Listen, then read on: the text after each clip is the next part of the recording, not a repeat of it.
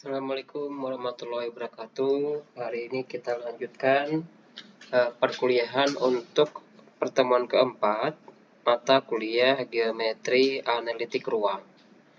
Nah, untuk topik kita kali ini merupakan lanjutan ya.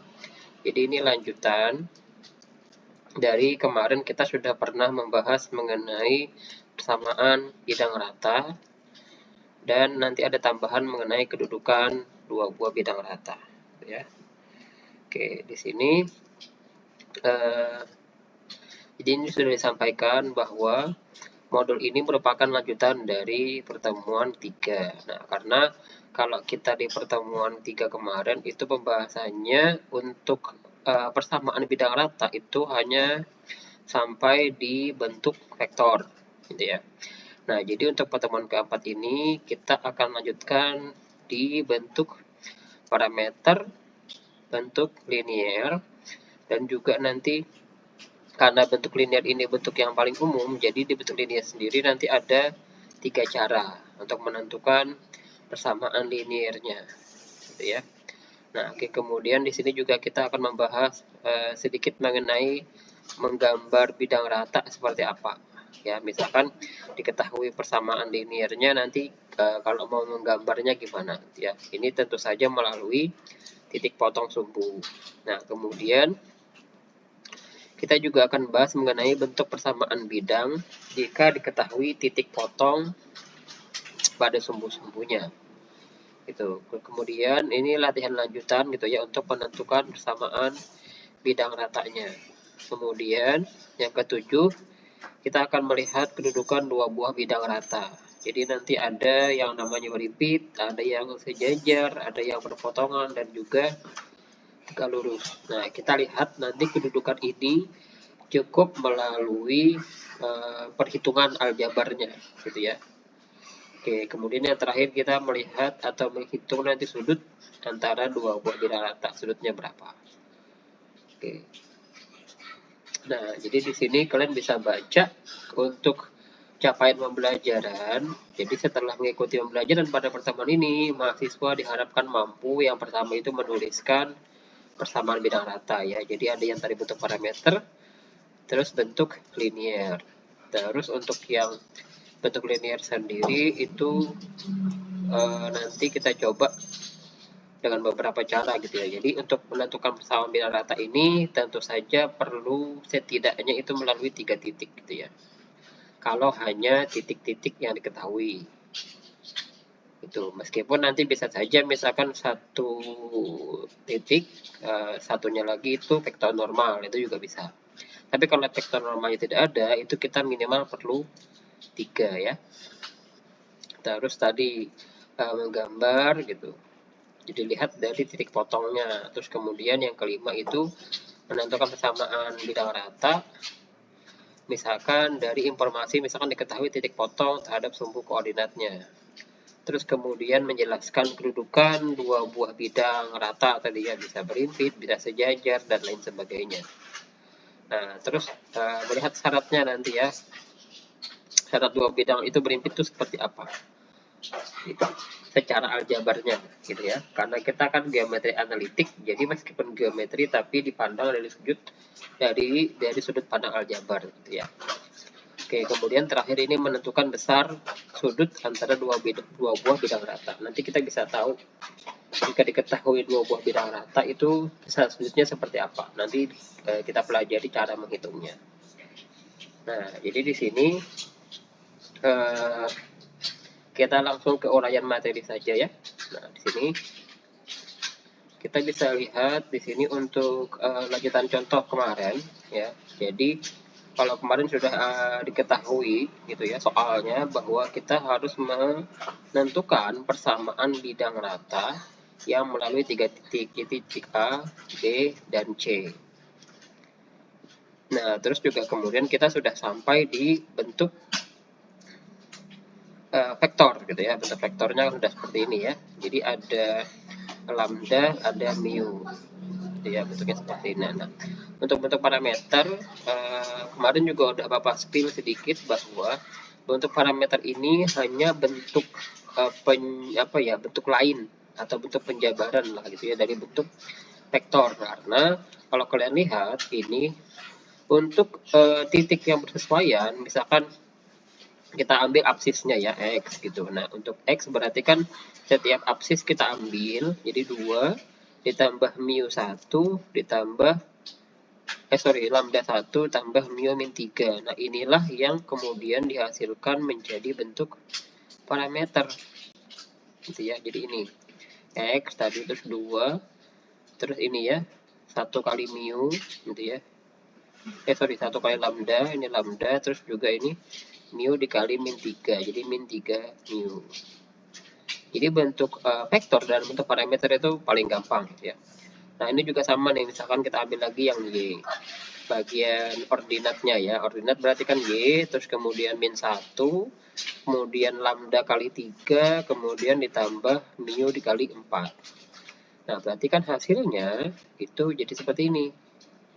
Jadi ya Y, terus min 1 tadi ya, terus ini 3 dikali lambda, 3 lambda, terus 4 kali mu berarti 4 mu. Nah ini juga sama ya untuk bentuk yang aplikatnya.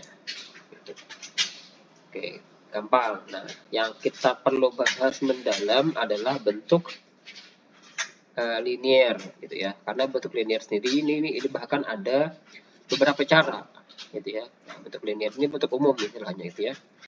Ini bentuk umum. Nah, karena kita kan pengennya tadi bentuknya itu seperti ini nanti ya, AX tambah BY ditambah CZ ditambah D sama dengan 0. Nah, ini bentuk ini atau bentuk umum gitu ya. Sehingga karena ini yang paling banyak ada, ini yang kemudian kita bahas secara lebih mendalam. Nah, bentuk linear itu ada beberapa cara. Misalkan cara pertama itu dengan mencari vektor normal bidang kemarin ya. Untuk teorinya sudah kita bahas kemarin di pertemuan sebelumnya. Nah di sini kita bahas kemudian contohnya gitu ya. Jadi vektor normal bidang AB maupun AC gitu ya, ini sebenarnya kalau vektor normal itu kan kalian bisa ngitungnya, misalkan AB itu kan berarti B dikurang A gitu ya, diingat ya. Terus kalau AC berarti C dikurang A gitu. Nah dari situ nanti ketemulah 1, 3, 0 maupun min 3, 4, dan 1. Atau kalian juga bisa lihat dari bentuk tadi yang bentuk, nah ini bentuk vektor ya, bentuk vektor. Nah di mana kesamaannya, kalian lihat sini. Nah yang di bagian lambda, nah ini ya ada 1, 3, 0. Nah ini ya, jadi ini bagian lambda. Terus kemudian bagian mu, nah ini bagian mu, ini min 3, 4, 1 ya, ini sama. Nah ini bagian mu, jadi ini sebenarnya bagian lambda ya. Nah, itu kemiripannya di situ. Itu. Jadi kalau misalnya kalian sudah mengerjakan ini yang bentuk vektor, nah kemudian kalau misalnya mau mengerjakan bentuk linearnya tidak perlu lagi menghitung gitu ya, vektor arahnya, karena sudah ada tadi di bentuk vektor tadi sudah ada vektor arahnya gitu ya. Nah jadi di sini tinggal diambil tadi ya. Nah kemudian kalau sudah ketemu ini 1, 3, 0 dan juga min 3, 4, 1, nah kemudian di sini disusun ya, jadi 1, 3, 0 nih, 1, 3, 0, min 3, 4, 1 itu caranya. Kemudian di sini ditambahkan lagi satu kolom. Nah, kolom yang sama dengan kolom paling kiri, yang ini. Nah, ini samakan ya. Sama nih. Nah, kemudian kita kalau mencari vektor normalnya, nah tinggal kita ambil di sini. Misalkan untuk mencari A ya, untuk mencari vektor normal A, berarti yang kita ambil adalah bagian yang B dan C. Ini kan secara tersirat sebenarnya kan ini ibaratnya gini ya, urutan pertama, kedua, ketiga lah gitu ya. Nah jadi yang A ini kan berarti karena A ini mewakili urutan pertama, berarti dia tidak boleh lagi ngambil yang pertama, dia ngambilnya yang 2 dan 3. Jadi kalau B itu 2, berarti itu ya. Nah, sorry, di sini apa? Ketukar ya, ketukar ya kayaknya. Nah, ini bukan B. Nah, ini nanti kalian perbaiki ya. Ini C ya artinya ya. Nah, ini yang B. Tukar. Nah, gini ya. Hitungannya sama. Udah benar hitungannya ya. Nah, gini, karena tadi kalau yang A itu berarti dia mewakili urutan mewakili kolom pertama. Jadi dia hanya akan mengambil kolom 2 dan 3. Untuk C karena dia mewakili kolom 3, berarti dia hanya ngambil kolom 1 dan 2. Untuk B dia mewakili kolom 2, berarti dia hanya ngambil kolom 3 dan 1. Gitu. Jadi selang-seling seperti itu. Nah, kemudian masing-masing kita jadikan bentuk matriks determinan 2 kali 2. Nah, misalkan tadi ya, untuk A 3, 0, 4, 1. Nah, taruhlah ke sini. 3, 0, 4, 1. Terus kemudian yang B 0, 1, 1, min 3. Nah, ini ya, 0, 1, 1, min 3. Terus C 1, 3, min 3, 4. Nih, 1, 3, min 3, 4. Ini tinggal dihitung determinan ya, jangan sampai lupa hitung determinan. Gini ya, 3 kali 1 dikurang 0 kali 4. Ya, ingat. Dapatnya 3.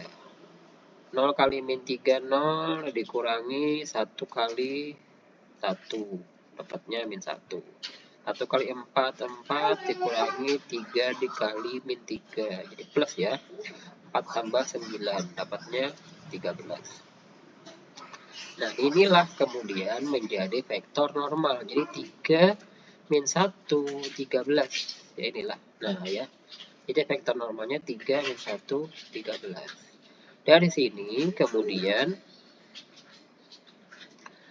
kita masukkan ke persamaan bidang rata yang melalui satu titik dan vektor normal. Yaitu ini. Ya, ini persamaannya. Nah, nanti vektor normalnya tinggal disubstitusi ke sini, xn, yn, dan zn. Gitu. Nih. Sorry, salah ya. Jadi vektor normalnya tuh ABC ya. Nah, ini ABC.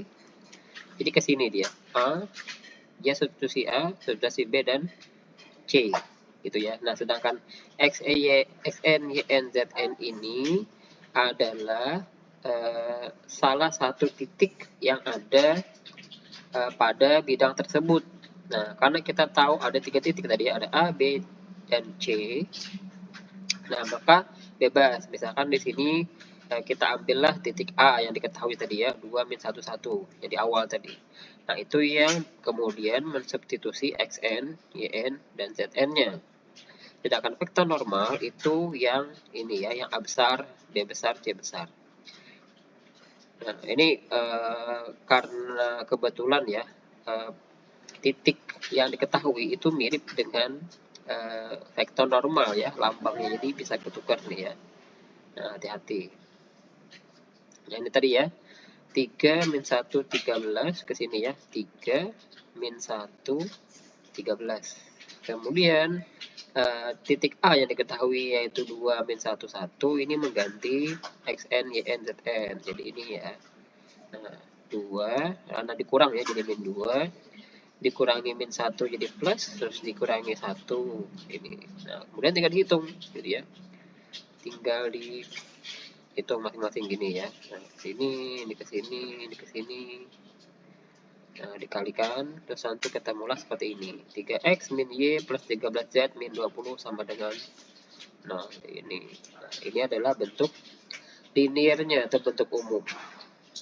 Nah, kemudian untuk cara 2, nah cara 2 itu ada dua macam, gitu ya.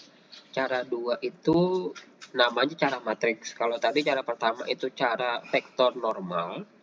Nah, cara 2 adalah cara matriks. Nah, karena matriks itu kita tentu saja akan menggunakan bagian determinannya, yang mana kemudian pada matriks ini ada dua bentuk ya, boleh yang mana saja.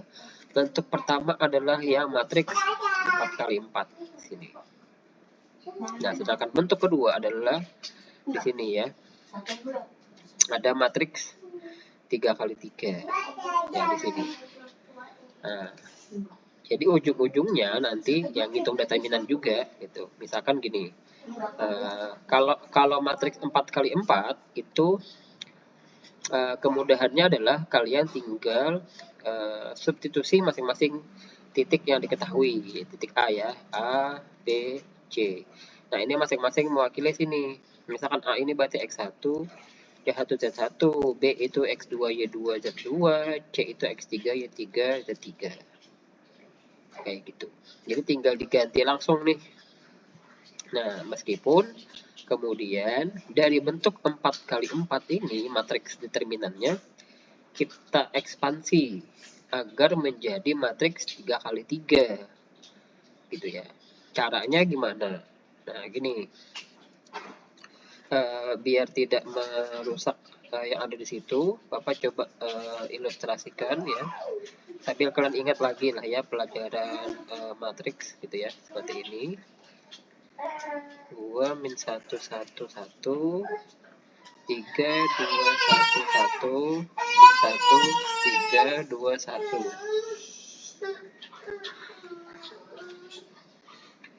Nah, kemudian untuk mengambil bagian X, nah maka bagian yang di bawahnya dan bagian yang di sampingnya itu tidak diperhitungkan, sehingga yang diambil hanya bagian sini.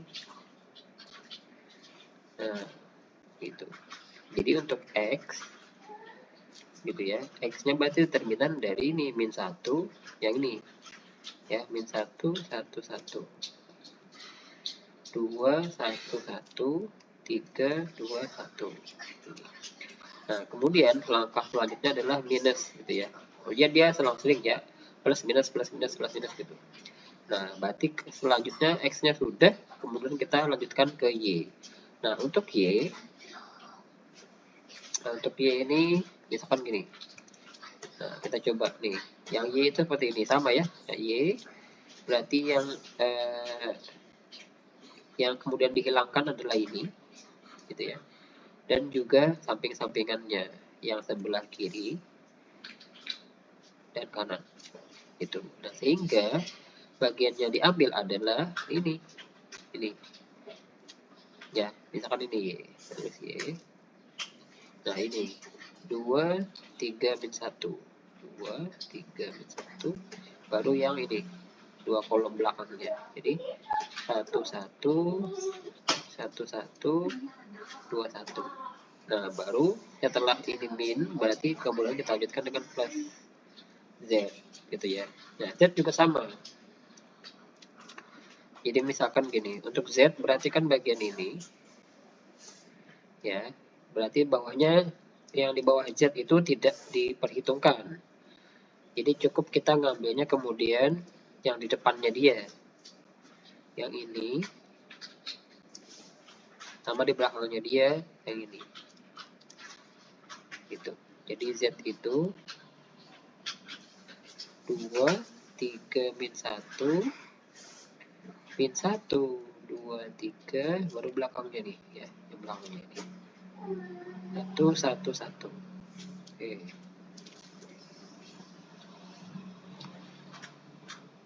Oke, kita lanjut.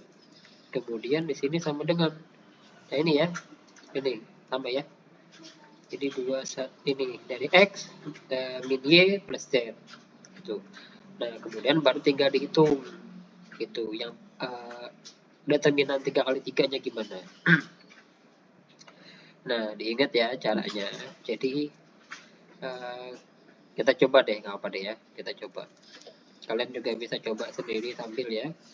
Nah, misalkan coba pakai yang warna hitam deh. Oh, hijau nih, hijau ya. Oke, gitu.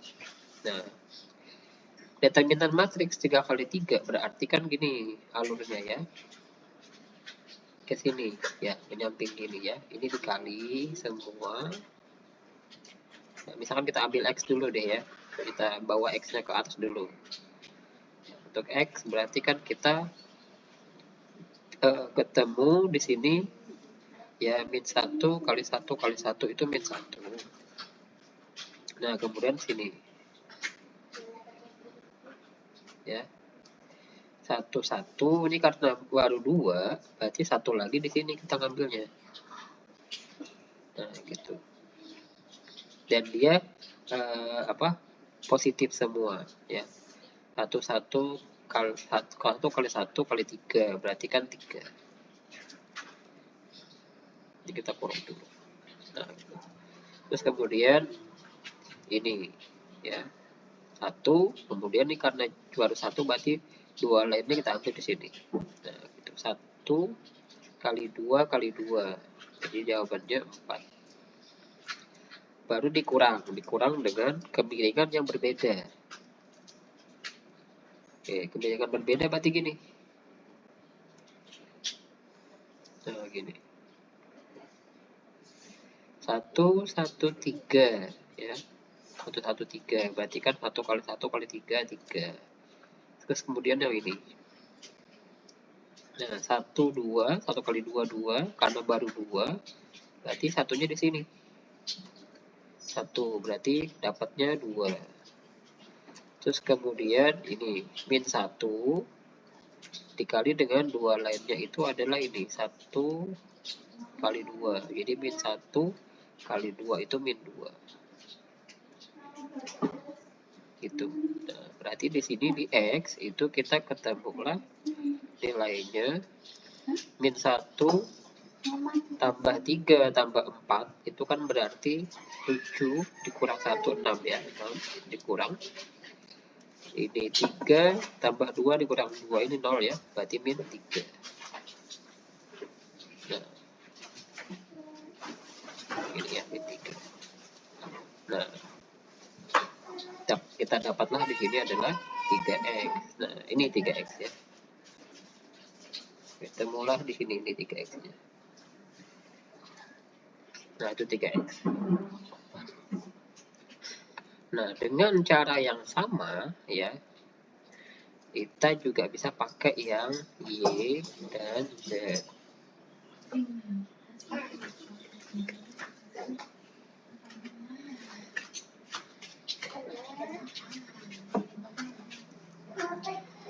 Nah, misalkan di sini kita coba nih ya, kita coba yang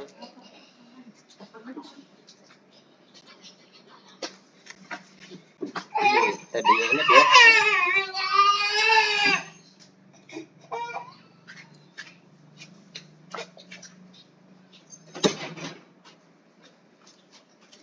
Y-nya kemudian sini, berarti miringnya ke sini dulu ya, miringnya dari atas kiri ke bawah kanan. Nah, ya ini yang pertama.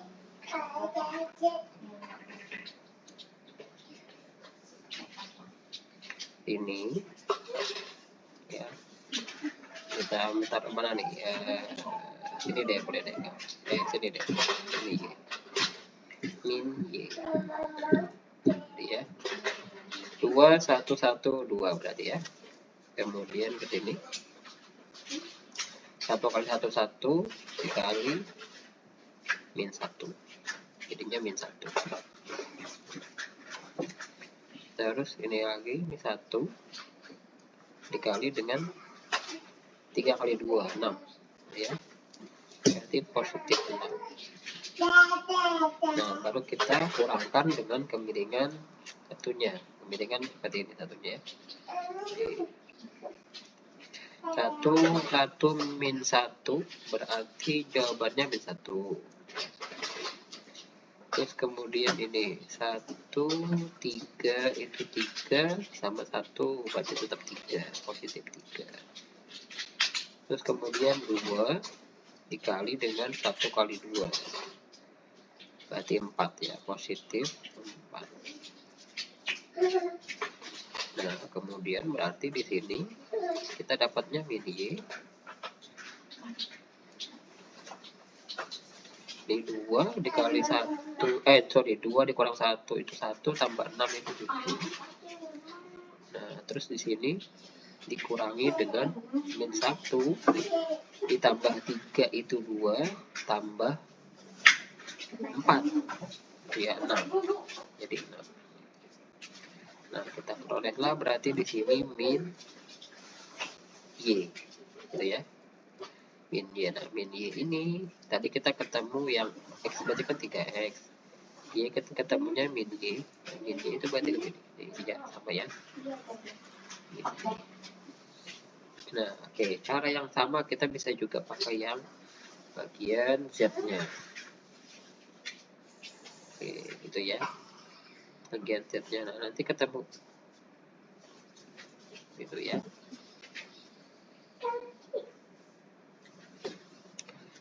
Oke, misalkan gini, kita coba deh ya bagian z-nya. Berarti positif z. Ini z. Terus ini 2, 2, 1. Itu 2. Min 1, 1, min 1. Positif ya, positif 1. Terus 1 kali 3 kali 3. Dapatnya 9. Dikurangi dengan kemiringan satunya. Kemiringan seperti ini. Min 1 kali 2 itu min 2 kali 1, berarti tetap min 2.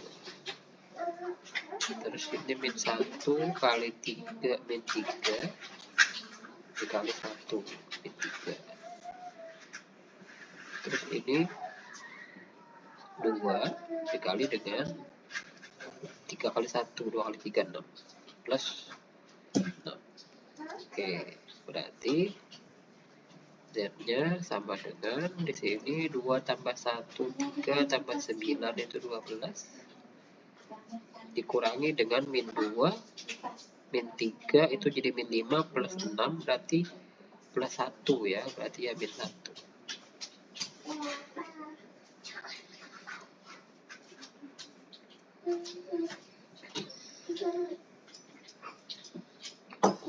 Oke, dari 2 2 1 3 3. Nah, gini ya. Ini 12. Nah, ini min 1 ya. Nah, ini kita lihat dulu ini. Ini ya, 2 kali 2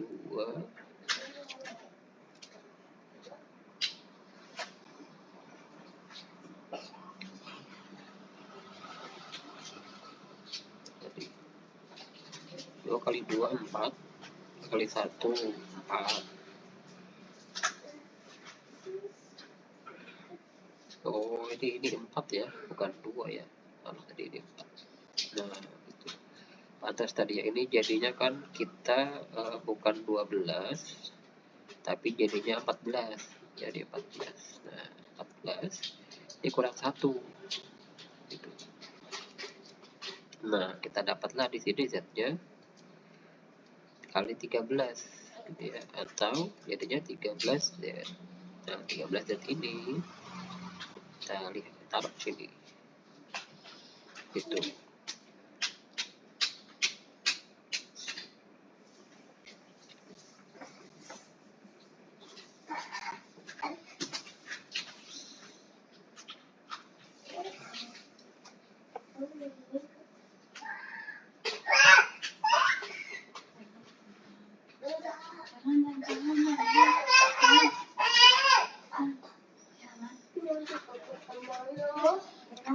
Oh ya, ini ada satu bagian yang ketinggalan. Ya, perbaiki dulu ya. Biasanya ada satu lagi ya. Ini min sebenarnya min. Yang ini.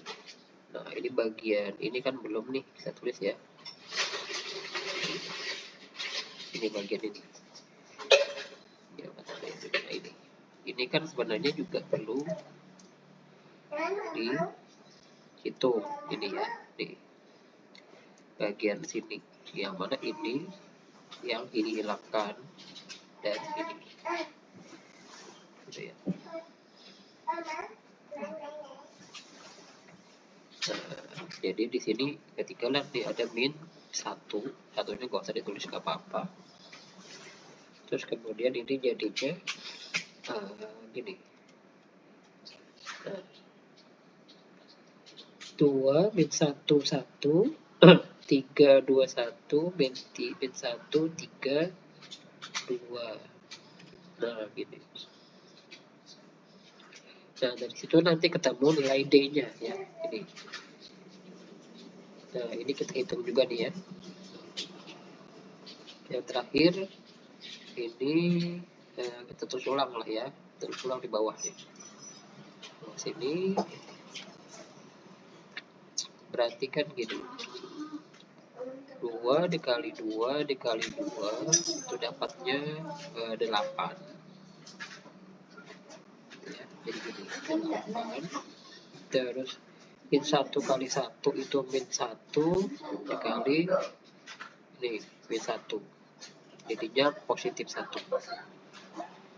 Terus kemudian gini ya, min 3 kali 3 kali 3 itu 9 dikali 1, 9 positif 9. Terus kemudian dikurang dengan sini 1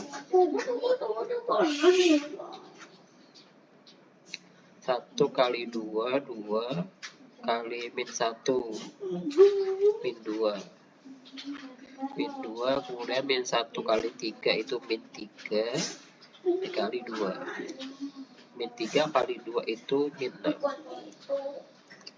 Terus kemudian ini 1 kali 3 3 dikali 2 itu 6 ya, positif 6.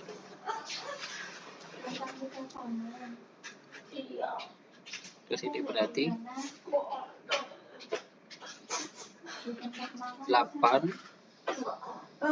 tambah 1 9 tambah 9 18 ya, 18 dikurangi ini min 6 sama 6 kan berarti 0 ya, sisa min 2 dikurangi min 2.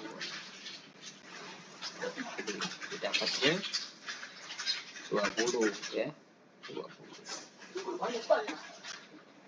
Gitu. Nah inilah yang kemudian jadi nilai dari D ini ya, min ya, min 20 nih, karena dia tandanya min. Nah gitu ya. Oke, untuk kemudian ya bentuk langsung 3 kali 3 matriksnya ini tinggal di input ke sini berarti ini. Ya tadi ya, untuk punya yang titik A berarti kan dia X1, Y1, dan 1 ini ya. X1. Nah, maksudnya mesti di semua nih X1, X1, X1, Y1, Y1, Y1, dan 1, Y1.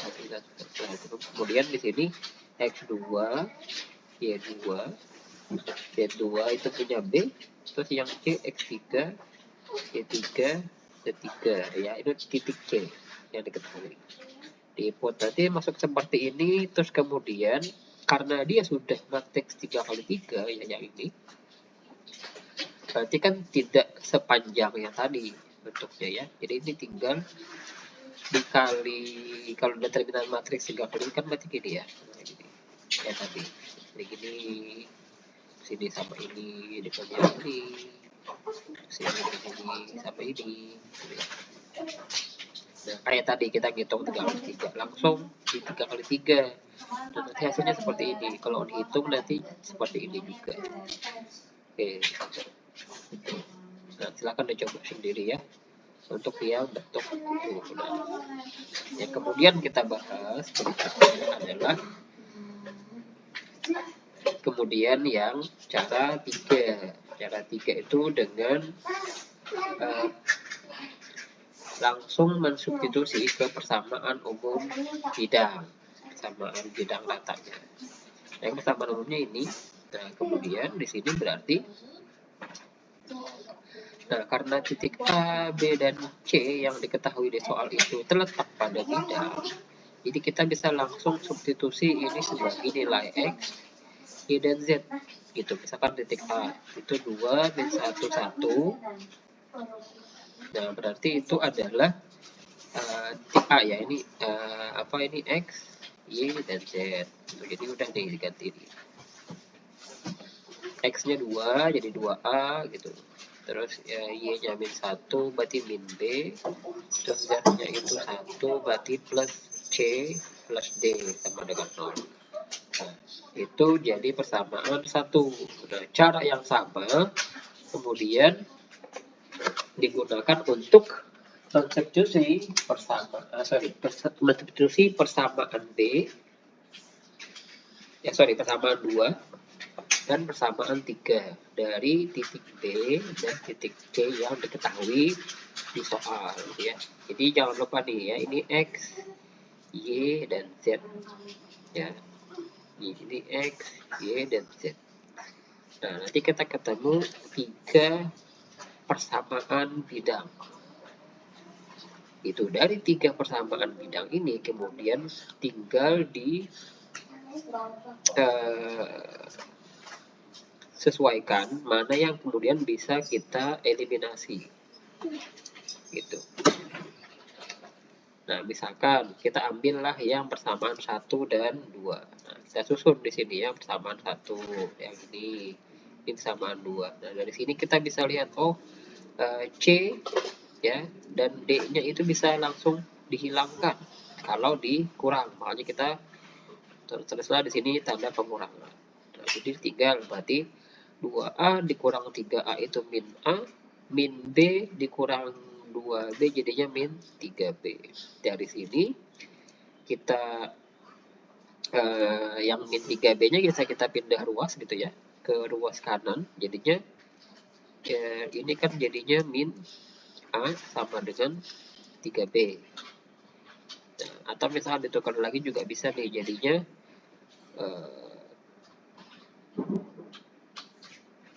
3B sama dengan min A ya, tukeran. Nah, terserah lah ya yang mana. Nah, tapi karena kita pengennya itu nanti kita jadikan acuannya itu A kita jadikan acuan, sehingga yang A ini harus jadinya positif. Nah, berarti kan kalau biar dia jadi positif, kedua ruas kita kalikan min 1. Jadinya ini jadi min 3B, ini jadi A. Nah, cukup sampai sini. Gitu ya. Nanti kita lihat kenapa seperti itu. Kita lanjut dulu. Nah, ini misalkan persamaan 1 dan 3. Nih, kayak tadi persamaan 1 dan 3, kita akan bisa menghilangkan D setidaknya ya, dengan cara dikurang. Itu gak apa-apa. Nah, berarti kan kita kurang, berarti ini 2A dikurangi min A dapatnya 3A, min B dikurangi 3B, min 4B, C dikurang 2C itu min C. Nah, meskipun ini ada 3 variabel, nah untuk yang nilai A tadi kita pakai yang sudah kita ketahui di sini. Yang kita peroleh. Jadi A itu kita substitusi nilainya. A sama dengan min 3B. Jadi ini kita ganti ya. Nilai A tadi jadi min 3B. Nah, kita peroleh kemudian di sini jadinya kan hasilnya min 9B dikurangi 4B dikurangi C sama dengan 0. Min 9B dikurangi 4B itu jadi min 13B dikurangi C sama dengan 0. Nah, di sini kemudian kita buat lagi jadi bentuk dikaitkan dengan ini lagi ya, dengan B lagi. Gitu, kita kaitkan dengan B. Jadi misalkan gini. Min 13B dikurangi C sama dengan 0. Nah, ini yang C-nya kita bisa pindah ruas ke kanan, berarti min 13B sama dengan C. Nah, ini kita simpan. Gitu ya. Jadi semuanya itu dikaitkan dengan B. Gitu. Oke, kita lanjut. Nah, dari sini, dari nilai ini, nilai A sama dengan min 3B dan C sama dengan min 13B, kita bisa langsung substitusi ke salah satu persamaan. Misalkan kita ambil persamaan 1 di sini ya, ini yang tadi. Nah, tinggal kita ganti A-nya jadi min 3B, terus kemudian C-nya kita ganti min 13B. Dari sini, kita hitung dulu, misalkan gini ya, ini jadi min 6B, min B, min 13B, plus D sama dengan 0. Ini min 6B dikurang B, ini min 7B, min 13B, tambah D sama dengan 0. Min 7, min 13 jadi min 20B, tambah D sama dengan 0. Nah, berarti kalau mau kita jadikan D-nya, berarti kan D itu sama dengan min 20B. Gitu. Nah, ini sudah selesai. Jadi, apa namanya, yang kita lakukan adalah kita hubungkan satu variabel dengan satu variabel acuan. Gitu. Kalau kalian tadi perhatikan, semua variabel lain itu kita hubungkan dengan B. Gitu, misalkan tadi, jadi A itu B3B, C itu B13B, D itu positif ya, ini positif ya. Nah, ini beda luas ya, yang min 20B ke kanan jadi positif. D itu 20B, jadi semuanya itu dikaitkan ke B. Apakah harus B? Tidak harus. Jadi terserah nanti dikaitkan ke mana. Jadi boleh dikaitkan ke C semua, dikaitkan ke A semua juga boleh. Gitu ya. Ini kebetulan yang paling cocok ini dikaitkan ke B semua. Nah, sehingga caranya kemudian kita dapat jawaban akhir itu kita susun di sini. Seperti ini. Ya. Nah, jadi ini disusun. Jadi A banding B banding C banding D. Gitu. Nah, jadi A ini kita ganti sebagai min 3B. Karena B jadi acuan, B kita biarkan. C itu min 13B. Dan D itu 20B. Nah, dari sini kemudian B-nya kita bisa hilangkan. Gitu. Jadi semua B-nya kita hilangkan. Sini ya, ini B. Ini kita hilangkan semua. Tersisa koefisien depannya. Jadi min 3 banding ini ada 1 ya, banding min 13 banding 20. Nah, inilah kemudian yang kita ubah jadi persamaan umumnya. Kan tadi kita punya X plus BY plus CZ plus D sama dengan 0. Nah, jadi dari situ ini A-nya, ini B-nya, ini C-nya, ini D-nya. Berarti kan jadinya min 3X plus Y min 3 plus Z plus 20 sama dengan 0. Gitu. Nah, sama enggak? Ya, kalau misalkan ini kan tadi karena kita punya 3X itu positif, ini juga bisa berarti kedua ruas dikalikan min 1.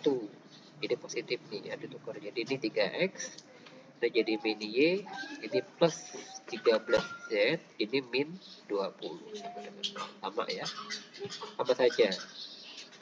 Nah, jadi jawabannya sama, gitu ya, dari situ.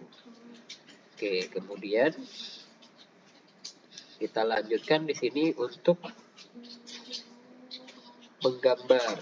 Nah, untuk menggambar bidang rata, ya, dari persamaan linier di sini, misalkan ya, kita ambillah persamaan yang kita peroleh dari soal sebelumnya. 3X min Y plus 13Z min 20 sama dengan 0. Dari sini, untuk menggambar bidang ratanya, tentu saja kita perlu yang namanya titik potong. Titik potong itu diperoleh dari titik lainnya kita semadengankan dengan 0. Misalkan kita mencari titik potong terhadap sumbu X, berarti Y dan Z-nya itu sama dengan 0. Itu ya udah, ini kan berarti kita jadikan 0, jadi 0. Sisanya adalah 3X min 20 ya, min 20 di sini. Berarti kan dari sini kita pindah gitu ya, dapatnya X adalah 20/3 atau 6 2/3. Nah, ini adalah titiknya, satu titik potongnya. gitu. Jadi dia memotong sumbu X di sini. Terus memotong sumbu Y sama ya. Berarti kalau kita mencari titik potong sumbu Y, X dan Z-nya kita sama dengan 0. Tersisalah hanya ini, min Y, min 20. Ini ya.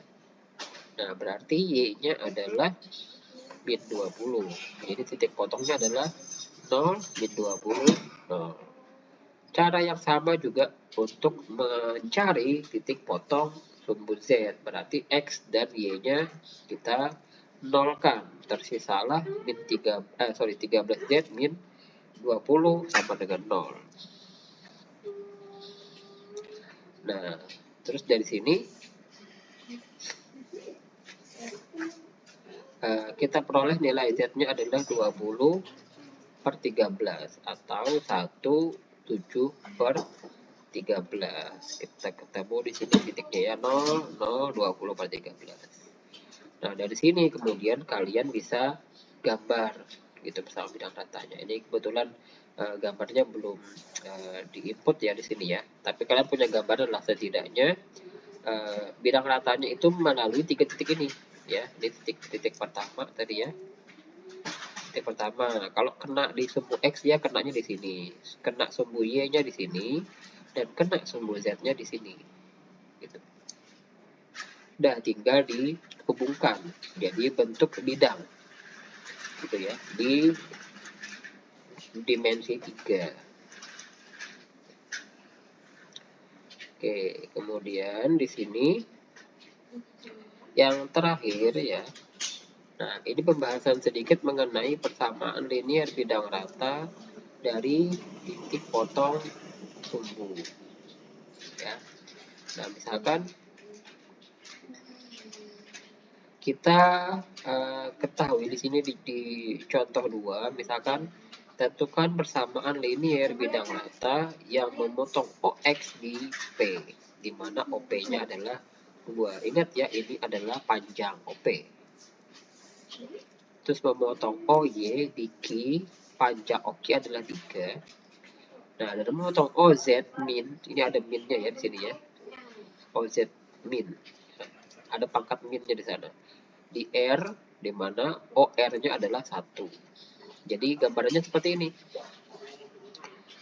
Gini misalkan ya, kita punya X, terus kita punya Y, ini Z, ya, Z, ini Y, sorry, ketukar ya.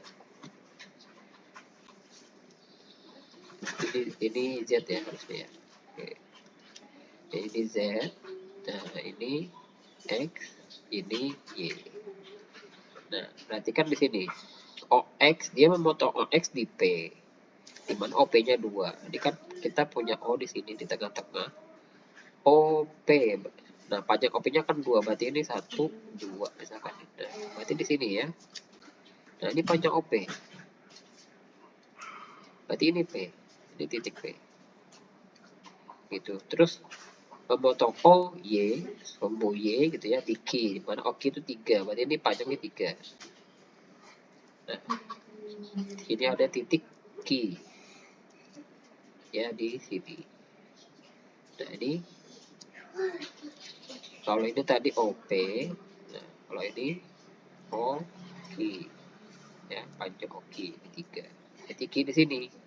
Terus kemudian OZ min berarti dia bukan ke atas ya, tapi ke bawah. Ke bawahnya 1 OR. Jadi di sini. Negatifnya ya, negatifnya ke sini. Nah, misalkan sini. Nah, dia ke sini. Ya, min 1 sini. Nah, berarti ini adalah titik R ya. Nah, berarti bidang rata itu melalui apa? Melalui titik apa ya? Ini 3 titik ini. Titik K, titik P, dan titik R. Titik P berapa? X-nya 2 ya.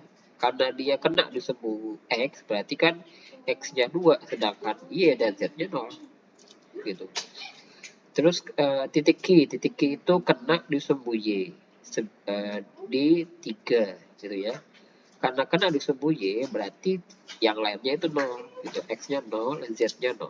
Nah, Begitu juga yang titik R. Titik R ini kena di sumbu Z di min 1 ya, min 1. Karena kena di sumbu Z berarti X dan Y-nya itu 0. Nah, dari sini kemudian kita perolehlah persamaannya, yaitu ini ya. Jadi ini susun X, Y, Z seperti ini. Nah, sedangkan di bagian bawahnya itu titiknya 2, 3, min 1. 2, 3, min 1 sebagai penyebutnya. Nah, sama dengan 1. Nah, ini persamaannya ya. Seperti itu. Nah, ini gambaran aja. Nanti untuk pembahasan lebih jauhnya nanti kita bahas di pertemuan kelima.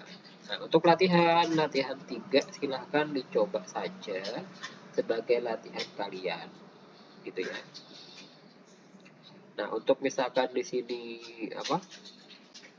Ini contoh sederhana lah ya, di contoh 2 ini. Sama linear bidang rata dan titik potong sumbu. Gitu ya. Pokoknya seperti ini bentuknya ya. Nah, kemudian untuk ini masih ada materinya ya mengenai kedudukan dua buah bidang rata. Nah, ini misalkan gini, kita punya dua buah bidang rata. Pertama bidang rata H1, bentuknya ini ya, bentuk persamaan umum. Nah, dari sini kita bisa langsung menemukan vektor normalnya, yaitu ya ini ya A1, B1, C1. Berarti bidang rata H2, berarti A2, B2, C2. Nah, ini vektor normalnya langsung ketemu. Nah, vektor normal inilah yang nanti kita pakai untuk mengetahui kedudukan dua bidang tersebut. Misalkan, yang pertama, kalau dia berimpit itu seperti apa? Misalkan H1 berimpit dengan H2, menyatu ya. Kalau menyatu berarti dia haruslah seimbang. Sebanding ya, sebanding. Nah, artinya gini, atasnya ini misalkan kita ambil yang vektor normal H1 ya, jadi A1, B1, C1, D1 ya, termasuk yang D ya, yang D juga kita tuliskan di sini. Nah, bagian bawah itu yang punya H2, A2, B2, C2 sebagai vektor normalnya, kita taruh lagi yang D2. Nah, ini kalau dia sebanding, yaitu menghasilkan suatu konstanta di sini ya, ini lambangnya lambda ya, berapapun pokoknya dia, karena dia sebanding berarti kan dia menghasilkan suatu konstanta tertentu. Nah, berarti dia adalah berimpit. Misalkan gini, 1 banding 2 sama dengan 2 banding 4 sama dengan 3 banding 6 gitu ya, sama dengan 4 banding 8. Nah, ini kan sama ya, sama semua ya 1/2 ya sama dengan 2/4, sama dengan 3/6, sama dengan 4/8 gitu ya. Jadi kita perolehlah nilai lambdanya, berarti adalah ini ya, nilai lambdanya adalah setengah. Nah, pada kita ketemu nilai lambdanya gitu ya, berarti dia adalah berimpit gitu, karena sebanding semua, A-nya, B-nya, C-nya, dan D-nya. Nah, gitu. Nah, sedangkan kalau dia hanya sejajar ya, sejajar itu bedanya sedikit aja. Kalau H1 sejajar H2 berarti vektor normalnya sebanding ya, tapi D-nya tidak sebanding. D-nya tidak sebanding. Jadi hanya vektor normalnya saja. Kalau tadi kan selain vektor normalnya, D-nya juga sebanding. Gitu. Berarti dia berimpit tuh. Kalau dia vektor normalnya saja, ini kan vektor normal ya. Nah, vektor normalnya saja sebanding, sedangkan D-nya tidak sebanding, berarti dia hanya sejajar. Gitu. Gitu. Nah, ini ya, bentuk lainnya gini lah ya, ini bentuk normalnya. Bentuk-bentuk lainnya, nah seperti ini. Terus kemudian bentuk 3 gimana? Bentuk 3 misalkan berpotongan. Nah, kalau dia berpotongan berarti kita bisa mencari yang namanya sudut antara dua bidang. Misalkan di sini H1 kalau berpotongan dengan H2, maka sudutnya itu kita pakai rumus ini. Ya. Nah, itu pakai rumus ini. Ini masing-masing vektor normal ya. Ada vektor normalnya punya H1, vektor normalnya H2. Sedangkan ini berarti kita mencari nilainya. Nah, gitu ya. Nah, jadi bentuknya seperti ini nih. Kalau misalkan dijabarkan seperti ini. Tinggal dihitung saja. Gitu. Nanti ketemulah bentuk nilai dari cos gitu ya. Cos ininya, cos rho-nya, cos rho. Nah, nanti tinggal cari nilai rho-nya sendiri berapa. Gitu. Oke, misalkan di sini kemudian gimana kalau dia tegak lurus gitu. Ini tidak coba berpotongan, tapi berpotongannya itu tegak lurus gitu. Nah, berarti kan ini ya nilainya 90 derajat berarti sudutnya ya.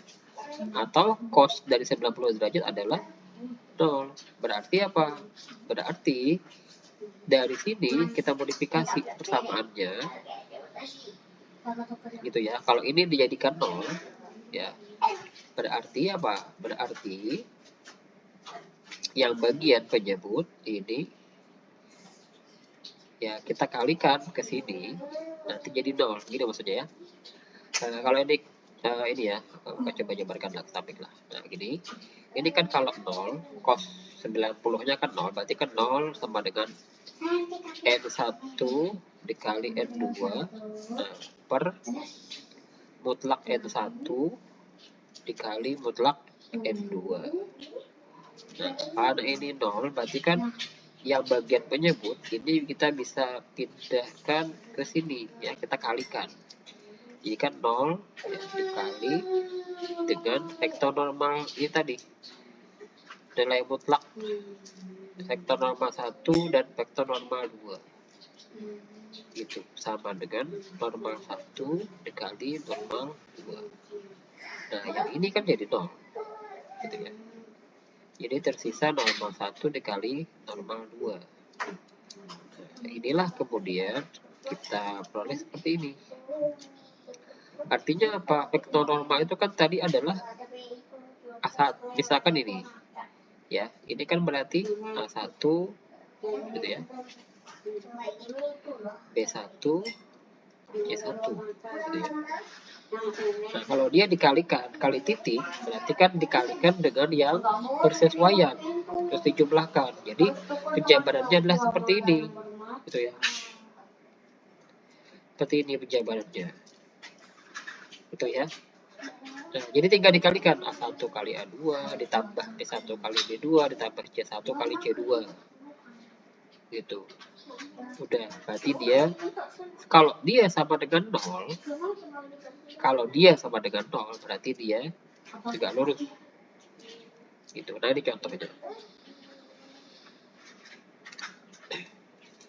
Nah, contoh pertama, tentukan persamaan bidang rata yang melalui titik P dan sejajar bidang rata ini.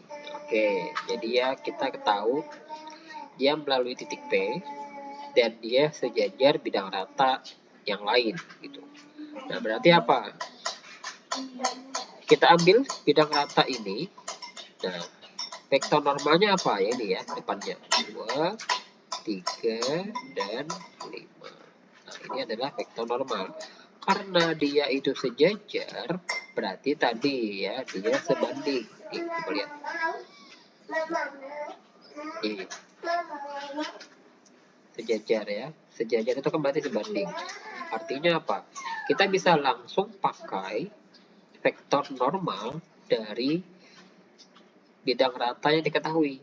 Nih, kita pakai aja ini, kita samain aja. Gitu. Jadi kita tinggal pakai vektor normal yang dia itu sejajar dengan dia. Oke, gitu.